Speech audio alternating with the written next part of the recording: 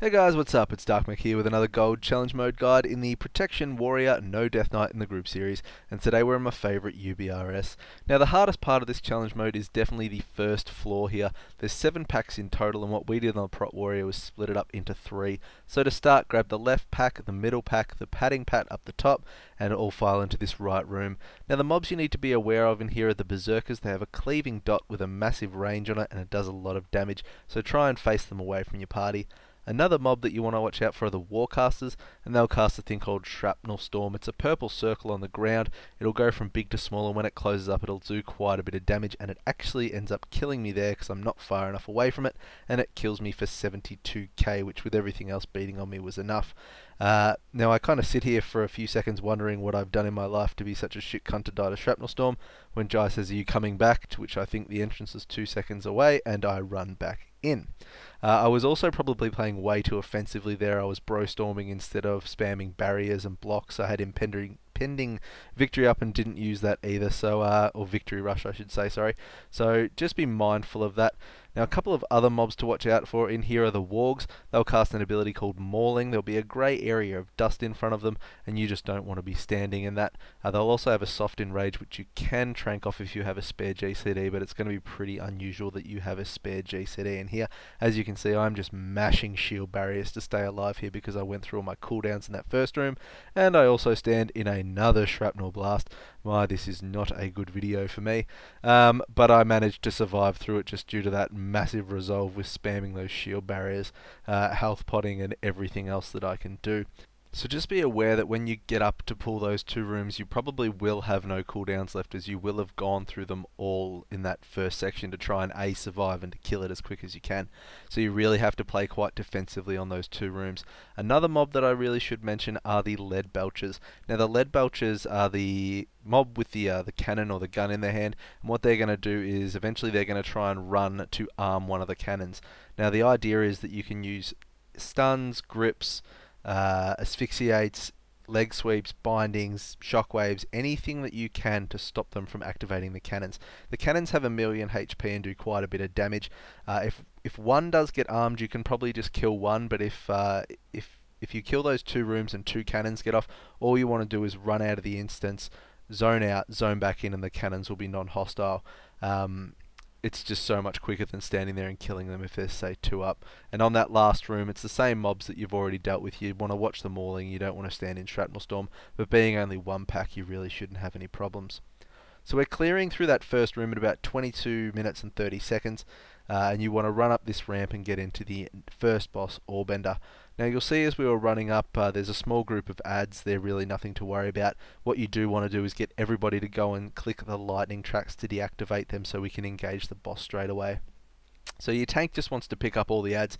They don't do much damage. Get everyone to deactivate the traps and then get straight onto the boss.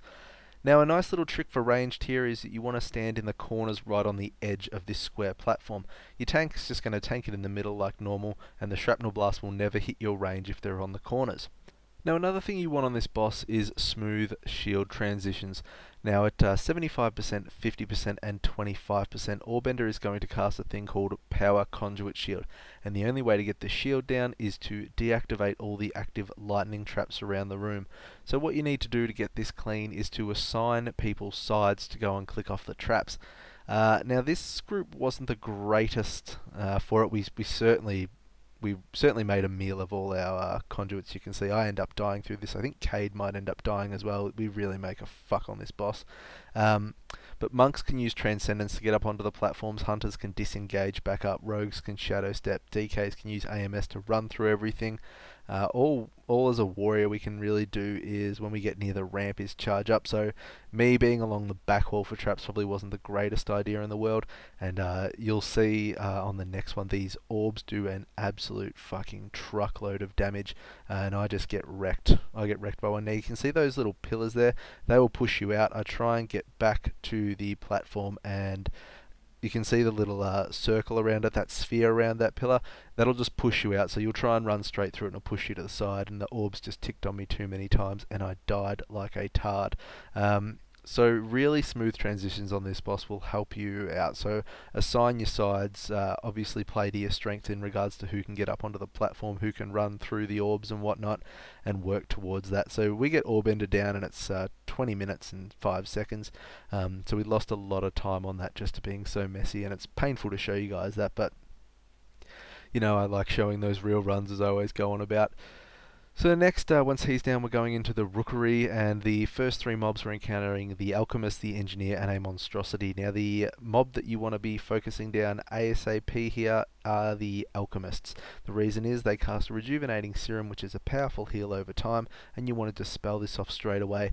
Now DKs you can use Icy Touch, Shamans can Purge, Hunters can Trank, Warriors can use Shield Slam with the Glyph, Priests can Dispel, you get where I'm going. So you want to just get it off straight away. Now the reason we focus down the Alchemist is generally they'll put the Rejuvenating Serum on the lowest target, because we're focusing the Alchemist, it'll go on the Alchemist and we can just get it off straight away.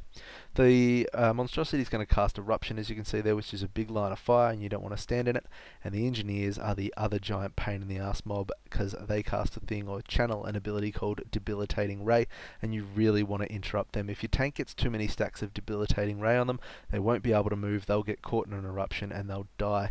So just have something sorted out to try and rotate stuns or whatnot to get the Debilitating Rays. Otherwise they will really fuck your shit up. The Monstrosities hit quite hard, which you do have to watch out for. What we do in the first pack generally is just get the Alchemist down and then move to this next pack. In this case we got the Alchemist and the Engineer down before we moved on to the next one, and we just took the Monstrosity with us, as all you really have to do is just dodge the eruptions and you will be fine. So once we've got this Monstrosity down, we're going to let Jai get a little bit of mana, and then we're going to get on to Kyrak. Now you can see Kyrak's got 2 adds with him, and what we want to do is we want to focus down the left add and then the right add as quickly as we can to lighten the amount of incoming tank damage. Now this is pretty fucking nuts on a prot warrior, guys, so you really want to have shield wall up and pop it once you've put them into position, as you are going to be taking a shit ton of damage. Now as you can see, these 2 adds will also cast Eruption, and you need to make sure that they aren't facing your party. Kyrak will target a random player and cast Debilitating Fixation on them, so you just want to have somebody on Kyrak interrupting that as you go. Now I was doing that at the start while Drama was going full boss cleave mode, and once the adds were down, Drama took up the interrupts for the damage boost from Rude Interruption that he got. Kyrak will also cast Rejuvenating Serum, same thing, a powerful heal over time. It needs to be dispelled from the target ASAP using all that I listed off before. Kyrak will also cast on a random player Slave of Toxic Fumes. This will cause the affected player to do damage to all nearby group members, so if you get that, move away or get a quick dispel on it. Monks can use Detox, or if you're a dwarf you can Stone Form it. Kyrak will also spew out these Vile Blood Serums, little green pools. You just want to not stand in them, that's pretty simple. Once Kyrak's down by himself, he's really sort of not too bad. Our Druid was playing quite offensively here, which as you can see I kind of get into trouble a few times. High Resolve Pot's just kind of saving my life again. But I definitely did notice a lot of more damage being on the Prot Warrior than I did on, say, the Brewmaster or the DK. And there's the Rejuvenating Serum, and once again just getting it off him straight away so he can't heal and we lose more time. A really important thing I should have mentioned at the very start of this fight as well is this is where we blow our first heroism, largely just due to when the 2 adds are up with how much damage we need to do to get them down and to how much damage Kyrak will be doing to me. So if you can, this is a really good place to use your heroism. I don't think it's a good spot to use it on the first boss, but obviously you've got to do whatever works for you and your group. So once Kyrak's down, we are going to move up the ramp and we're going to the far door. Time-wise, you want to be around the 16-minute mark here to have a bit of space on your gold timer. So what I'm going to do is I'm going to go up, pull the pack that's around the left corner there, and just LOS them around this corner onto the wall. Now just watch which way you're facing them. This pack will have 3 veterans in it and an elite in it. The elite will do a charge that does a lot of damage and will knock you away. So just watch where you're facing them. If your party, if they're facing your party and they're sort of backs to the edge and it does a charge, it will punt them off the edge. So just keeping that in mind. The elite will also cast a fear that you want to interrupt. I actually interrupt the fear there, and the veterans will just cast a shield slam. You simply just want to outrange it, otherwise it'll keep putting Sunder Armor on your tank, but it's not too big of a deal. Now next we go super ballsy here. We pull 3 ogres and the Dreadweaver. Technically we didn't need the padding ogre or the Dreadweaver, but we didn't have much choice. As you see, when I ran up to get the last 2 ogres, they were padding right in front of me. To wait for them to walk their path to the top and then go all the way back down was just not an option. Now the biggest thing to watch here is the smash here. You really don't want to be standing in it. It will kill you. It's easy to avoid, and if you decide to go to do this pull like on a prot warrior, you really need to kite. Like my ass was clenched so fucking tight here. I basically travelled back in time. By the time the mobs were dead, I had a mustache. It was fucking mental, guys. Like, oh my god. You get hit so hard. These ogres are enraged and they're just going nuts. So heroic leaps intervenes. You could jump off the edge too if you need to, and just have them run down and sort of kite them around the bottom if you have to. Do whatever you have to. But we managed getting through that, and I pretty much go through every cooldown and every possible ability I can to live through that. So next, after that's over, we're going to unclench our asses and we're going to move up to the balcony. You can see the padding ogre there. Let's decide to take it up to the balcony with us rather than waiting for it to pack back.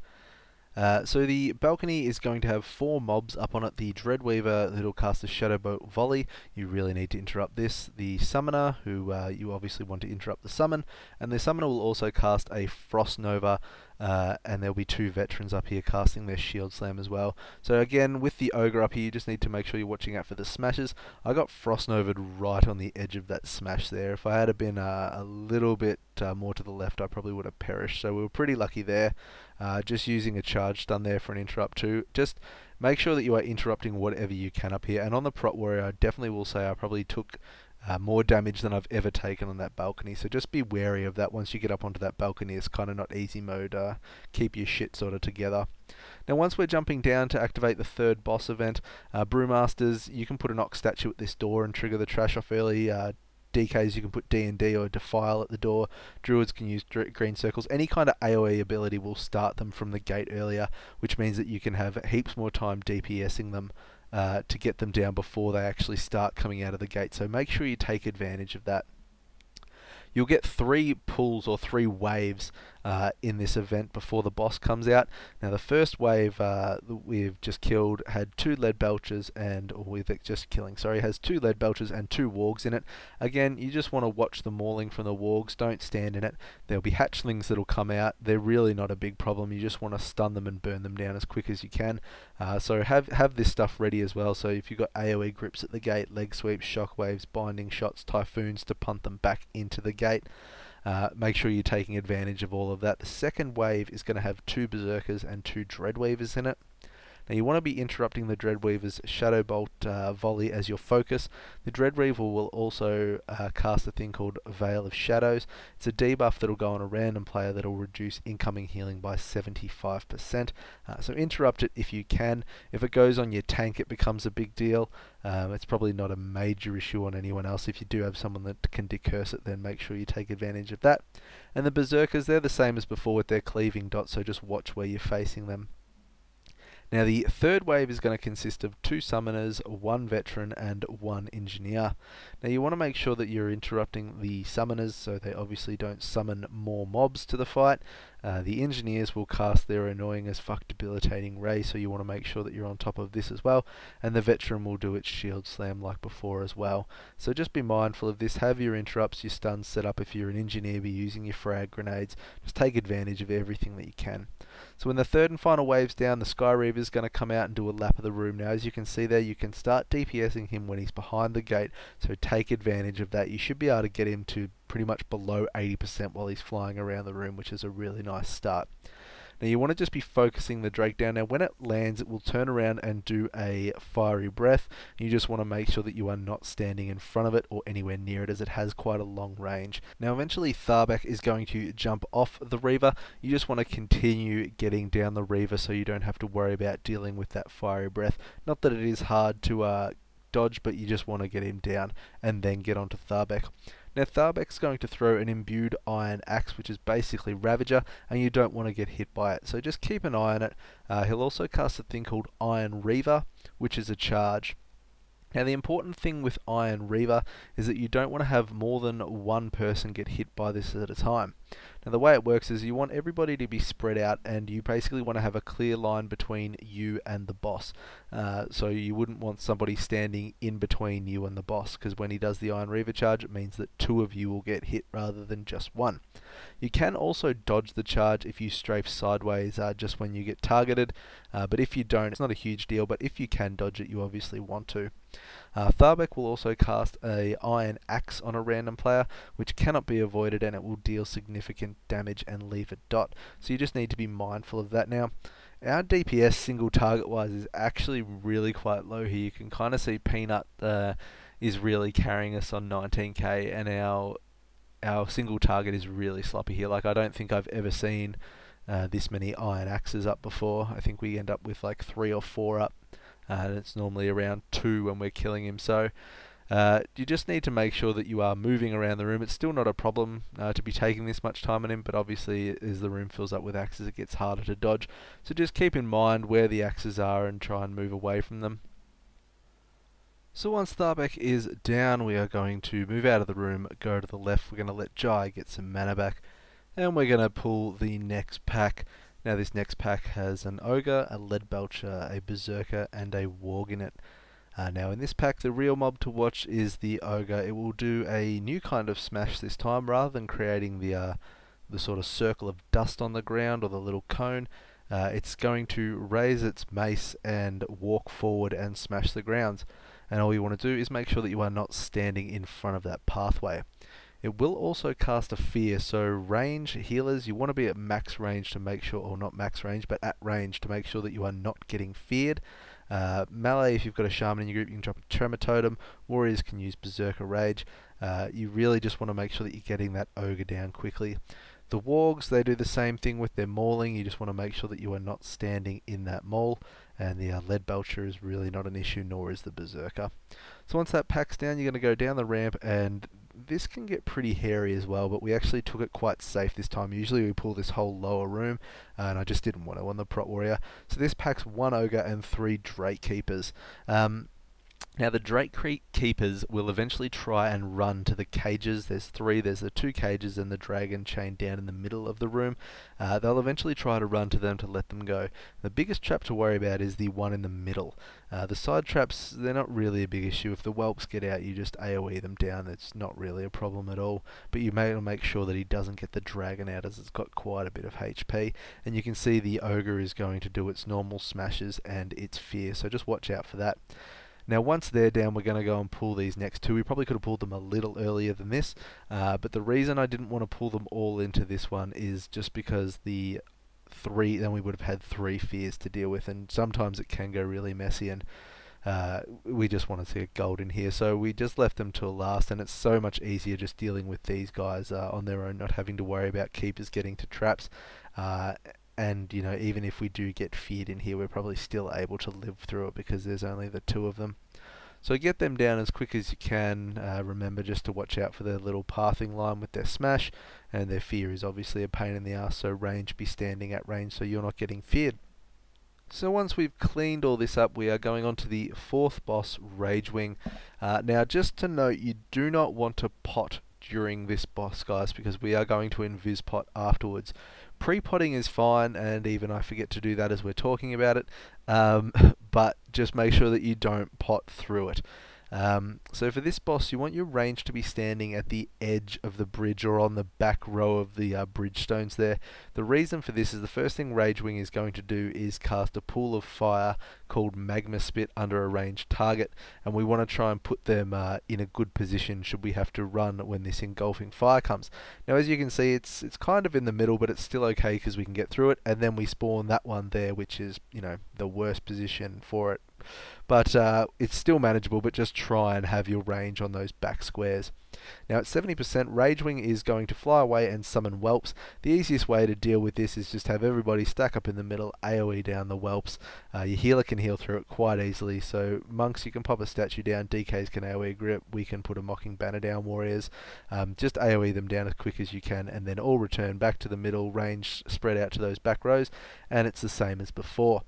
You can see the Magma Spit there on the back row of the bridge, which is perfect. And there's another engulfing fire. We're in the middle and we're moving to the right side. The engulfing fire will just sweep from one side to the other. You just want to be in the middle, look at what side it goes to, and move to the other. Tanks, then you just want to get back to Ragewing as quick as you can so it doesn't melee anybody else. Now at 40%, Ragewing is going to do the exact same thing. It's going to fly off. You can also see that there'll be little fireballs that come down the big orange circles. If it's easy to and you can dodge, get out of them, you may as well. But again, your healer's really not going to have any trouble keeping you up through this phase. So once we've got the whelps down and that phase is over, Ragewing is going to land on the bridge. Range, you just still need to be aware of magma spit, so make sure you're standing in a good spot. The boss will also stack an enrage buff, which you can trank or soothe off him. He doesn't do a fiery breath or anything like that, so it really doesn't matter which way you are facing him.